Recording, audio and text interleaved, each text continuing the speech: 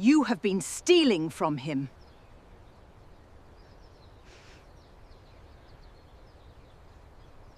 The accusation came between the second course and the third, delivered not as a whisper, but as a declaration meant to carry across the whole lawn. "She has been stealing from him," said the Dowager Duchess Augusta Thorne, rising from her wicker chair with a stillness more frightening than any shout. "Stealing his medicine, tampering with his stores, and now I find her creeping from the apothecary at midnight, with her apron full of bottles she has no business touching." Every head at the garden party turned. Parasols stilled mid-twirl. A footman set down a tray of iced lemonade with a clatter that seemed, in the silence, indecently loud.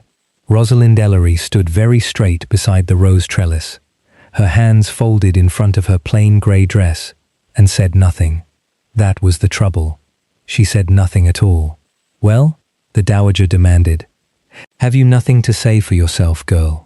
Rosalind's eyes moved once, just once, toward the stable block beyond the hedge, where a boy of 15 was currently mucking out stalls, entirely unaware that his sister's silence was the only thing standing between him and Edmund Price's threats. She looked back at the dowager and pressed her lips together. "I have nothing to say, Your Grace." A murmur went through the assembled guests, the kind of murmur that would become, by tomorrow, a settled fact repeated over breakfast tables across Northumberland. "The Duke's companion is a thief." It was Julian Thorne, Duke of Ravensmere, who broke the silence, stepping down from the terrace with the unhurried authority of a man who had never once in his life needed to raise his voice to be obeyed. He had grown thinner these past weeks, though few had remarked on it, a certain greyness about the eyes that his valet attributed to overwork and his physician attributed to nothing at all, because no one had thought to ask the right question. He looked at Rosalind for a long moment. She held his gaze and did not look away, though something in her jaw trembled with the effort of it. "Is it true?" he asked quietly. Not cruelly, almost, she thought, with a small and useless ache, as though he wanted her to say no. Rosalind thought of the tonic bottle she'd emptied and refilled with barley water 3 nights running. She thought of the packet of white powder she'd found hidden behind the calomel, and the chemical test she'd run twice by candlelight to be certain of what her instincts already knew. She thought of Tommy, and the note that had been left under her door. "Say nothing, or your brother finds the stable floor a very hard place to land." "I took them," she said. "That much is true." The Duke's face closed like a door. Nobody at Ravensmere Hall, not the dowager, not the guests, not even the physician who would be summoned within the hour when Julian Thorne's hand began, quite suddenly, to shake, understood yet that the woman being cast out in disgrace was the only person on the estate keeping the Duke alive. Dr. Hollis Marsh arrived within the hour, black bag in hand, to find the Duke seated rigid in his study chair, one hand pressed flat against the desk, to still its trembling. "Overwork," Julian said, before the physician could ask. Nothing more. Marsh said nothing, but his eyes lingered on the greyish tinge beneath the Duke's fingernails, the faint sheen of sweat despite the cool September afternoon. He had seen these symptoms building for weeks and dismissed them as nervous exhaustion, the way physicians so often dismissed what they could not immediately explain. He made a note to himself to look closer. He did not yet know how close he ought to look. Below stairs, Rosalind was packing. She folded her few dresses with hands that did not shake, though everything in her wanted them to. Mrs. Wren, the housekeeper, stood in the doorway of the small chamber Rosalind had occupied for the 4 months of her employment, arms crossed, expression unreadable. "You could defend yourself," Mrs. Wren said. "The dowager would hear you out, if you gave her reason to." "Would she?" Rosalind did not look up from the trunk. "She found me leaving the apothecary with bottles in my apron at midnight. What defense would satisfy that, Mrs. Wren? That did not also require me to explain why I was there, and what I found, and who I fear discovering that I know. Then tell me, I've kept this house's secrets longer than you've been alive." For one unsteady moment, Rosalind nearly did, but she thought of Tommy's note, of the careful, deliberate cruelty in Price's handwriting, and she closed her mouth instead. "I'm to be gone by morning," she said. "That's all there is." She did not sleep that night.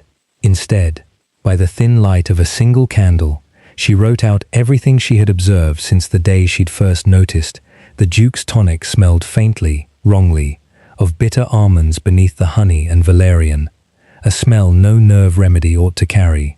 She wrote of the packet hidden behind the calomel bottles, of the ledger entries in Mr. Price's hand, showing purchases of medicines never delivered to the sick room, of the mining syndicate's letters she'd glimpsed once, unfolded on the steward's desk, bearing a company seal she did not recognize and a tone she did not like. She had no proof that would survive a magistrate's scrutiny. She had only instinct, chemistry, and fear, and now, no position from which to act on any of them. She folded the pages and hid them inside the lining of Tommy's old cap, the one thing of value she owned that no one would think to search. By the second morning after her dismissal, the household had settled into an uneasy normalcy that Rosalind, watching from the gatekeeper's cottage, where Tommy had insisted she stay one more night, found unbearable. She had asked the old gatekeeper, a widower named Silas Barrow, who owed her a debt of gratitude for tending his gout the previous winter, for shelter and silence, and he had given both without question. From the cottage window, she watched the hall's chimneys smoke and its carriages come and go, and she waited for news of the Duke's health with a dread that had nowhere honest to go. The news, when it came, was carried by Tommy himself, breathless from running. "He's took worse," the boy said, hardly able to get the words out. "Dr. Marsh has been up there twice since dawn. Mrs. Wren says his hands won't hold a teacup steady." Rosalind's stomach turned to ice. Without the diluted tonics she'd been quietly substituting these past weeks, without her nightly vigilance, whoever was dosing him had likely returned to full strength, emboldened by her absence. "I have to get back in," she said. "They'll have you arrested if you set foot past the gate. Then I'll go where they won't think to look for a thief." She was already reaching for her shawl. "The stillroom stores are kept in the old dairy now, since the renovation. Mr. Price won't have thought I know that." Tommy caught her wrist. "Ross, if he catches you, he threatened you to keep me quiet. Tommy, not to keep me away entirely. He doesn't think I'd dare come back." She managed something like a smile, though it cost her. "That is precisely why I must." That night, under a moon thin as a paring, Rosalind slipped through the kitchen garden and into the old dairy, now repurposed as overflow storage for the estate's medical supplies. By the light of a shuttered lantern, she worked quickly, testing bottle after bottle with the small chemical kit she'd carried in her skirts since the day she'd first grown suspicious. She found it within the hour, a fresh consignment of the Duke's nerve tonic, delivered that very afternoon according to the crate's markings, already tainted with the same bitter almond wrongness as before. Whoever was poisoning Julian Thorne had not stopped simply because his companion had been cast out. If anything, they had grown careless, confident that no one remained to notice. She was still crouched over the crate, hands trembling now despite herself, when the dairy door opened behind her and lantern light spilled across the floor. "I confess," said Edmund Price, stepping inside and drawing the bolt behind him with a soft, final click. "I rather hoped you'd be foolish enough to come back." Rosalind rose slowly, putting the crate between herself and the steward. Price was a neat, unremarkable man by daylight, the sort whose face one forgot within the hour. But in the lantern's uncertain light, with the bolt drawn and no one within call, he seemed larger, harder, entirely unfamiliar. "You've no evidence of anything," she said, keeping her voice steadier than she felt. "A dismissed companion caught trespassing. That's all you'll tell the magistrate, and it's all anyone will believe." "True." Price set his own lantern on a shelf, unhurried, "which is why I'd much rather you simply left the county altogether. Tonight, if possible. I'll even see you're paid for the inconvenience." He withdrew a small purse and let it fall, coins chiming, onto the crate between them. "Take your brother, go to Newcastle, start again, and if I don't," his pleasant expression did not change. which frightened her more than anger would have. Then I imagine stable accidents happen more often than people credit, especially to careless boys who work too near the horse's hind legs. The threat landed exactly as he intended. Rosalind's hand tightened on the shelf edge behind her, and for one terrible moment she considered taking the money, taking Tommy, and simply vanishing, letting Julian Thorne's fate play out without her, since no one at Ravensmere Hall had troubled to believe her thus far. Then she thought of the grey hollows beneath the Duke's eyes, the way his hand had shaken around his teacup that first day she'd noticed something was wrong, before she'd known enough to be afraid. She thought of a man too proud and too guarded to ask for help, even as he was being quietly, patiently killed in his own home. "No," she said. Price's smile thinned. "No, I won't be paid to let a man die, Mr. Price. Whatever debts you're settling with his death, they're not mine to forgive." Something shifted behind his eyes then. Not triumph, but something closer to desperation, quickly suppressed. It was the first true thing she had seen in him, and it would matter later, though she did not yet know why. "Then you leave me no choice," he said, and reached for the lantern. She did not wait to discover what choice he meant to make. Rosalind seized the crate of tainted tonic bottles and swung it hard against the dairy's old shelving, sending glass and lantern light crashing in every direction. In the confusion, she was through the door, before Price had recovered his footing, out into the dark kitchen garden, running not toward the gatekeeper's cottage, but toward the hall itself. Because whatever happened to her now, someone had to reach Julian Thorne before the next dose did. She found Mrs. Wren first, in the scullery passage, candle in hand and face pale with worry of her own. "He's asking for you," the housekeeper said, before Rosalind could speak a word. "Half out of his senses with the fever, and still he asks for you. Dr. Marsh doesn't know what ails him. I told him it wasn't theft you were about. Not truly, but he wouldn't hear it from a housekeeper's mouth. He'll hear it now," Rosalind said, "or he won't live to regret not hearing it." And together, they went up the back stairs at a run. The Duke's chamber was too warm, the fire built too high by servants who did not know that fever, not chill, was the true enemy in the room. Dr. Marsh looked up sharply as Rosalind entered, his expression caught between outrage at the intrusion and something like relief he could not yet explain to himself. "You've no business here.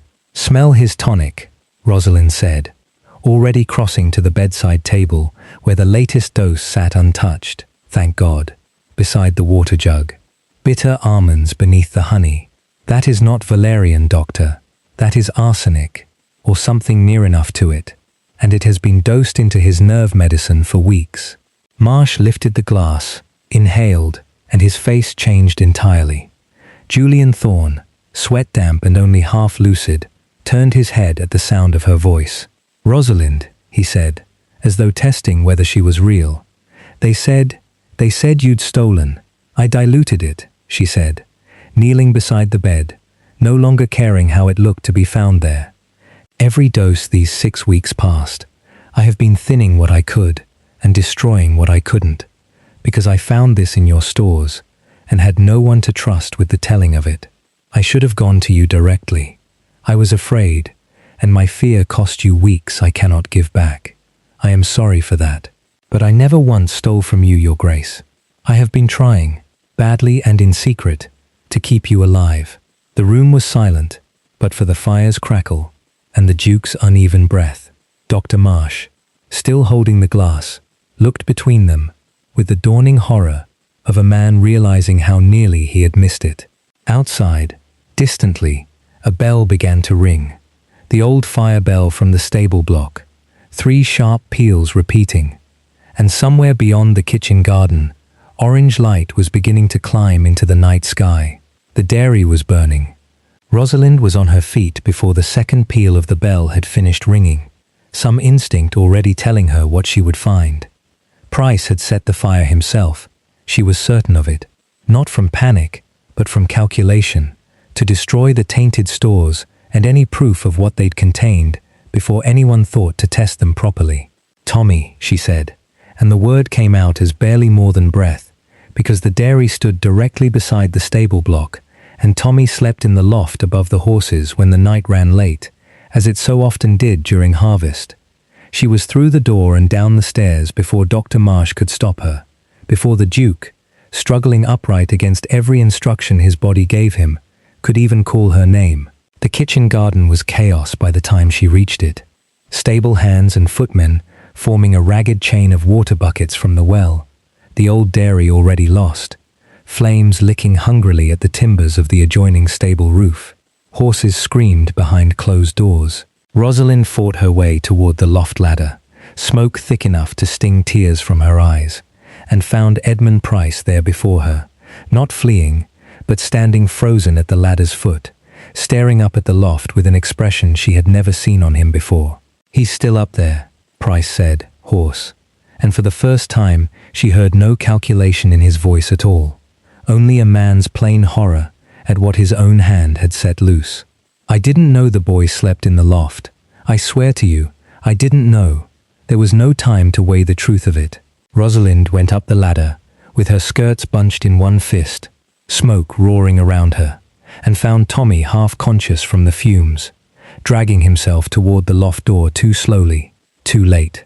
She got an arm beneath him, got him moving, got them both to the edge, just as a support beam gave way somewhere behind them, with a groan like a dying animal. They fell more than climbed the last few feet, and strong hands caught them both. Julian Thorne's hands, grey-faced and trembling with fever but present, pulling brother and sister clear of the collapsing loft, only moments before the whole structure folded in on itself in a column of sparks. It was Price, in the end, who did not run. He stood in the garden as the fire crews from the village finally arrived, soot-streaked and silent, and when the magistrate's men came for him an hour later, he offered no resistance at all. Only a single crumpled letter, drawn from his coat, bearing a mining company's seal, and 18 months of threats against his family, should Ravensmere's land pass to anyone but a debtor's convenient heir. The truth came out slowly over the following days, pieced together from Price's own confession, from Mrs. Wren's late husband's old account books, and from the papers hidden in the lining of Tommy's cap, which Rosalind finally laid before the Duke, without fear of what they might cost her. Price had not begun as a poisoner. He had begun as a desperate man, deep in gambling debts he could not repay, and the Ravensmere Consolidated Mining Company had found him exactly where such men are always found, at his most frightened, and therefore most obedient. An old mineral rights clause, buried in a 100-year-old lease, would revert the Hall's most valuable coal seams to the company, should the Ravensmere line fail without direct heir. Julian, unmarried and childless, had been worth a great deal more to them dead than alive. Price's debts had been the lever. His fear for his own family, held over him in turn, had been the hand upon it. It did not excuse what he had done. It explained it, which was a different mercy altogether. And one Julian Thorne, recovering slowly under Dr. Marsh's care and Rosalind's quiet, watchful attention, found he was able to extend, if not forgiveness, at least the absence of hatred. "I misjudged you," he said to Rosalind. On the first evening he was strong enough to sit unaided in the garden where the accusation had first been made. The rose trellis still stood. The guests, of course, had long since gone. "I let a lifetime's trust in a familiar face outweigh a few months' evidence of a stranger's character. That was my failing, not yours." "You had no reason to trust me over him," Rosalind said. "I gave you nothing to go on but silence." "You gave me my life," he said, "which I begin to think was reason enough." Edmund Price stood trial that winter, and was sentenced to transportation rather than the gallows, the judge persuaded by evidence of the blackmail that had driven him, though not absolved by it. The mining company's claim was quietly, thoroughly dismantled by lawyers the Duke could now well afford, the old clause struck from the estate's records for good. Tommy recovered fully from the smoke, and within the year found himself apprenticed not to the stables but to Dr. Marsh, having discovered in the fire's aftermath an unexpected steadiness of hand and a fascination with the sciences that had likely been his sister's inheritance to him all along.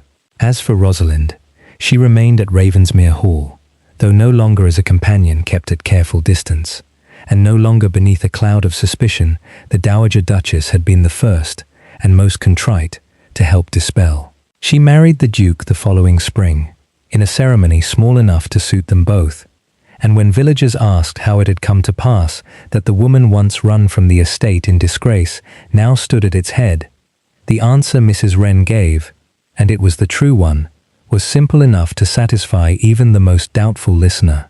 She never betrayed him, the housekeeper said. She was saving his life the entire time. It only took the rest of us a good while to catch up to what she already knew.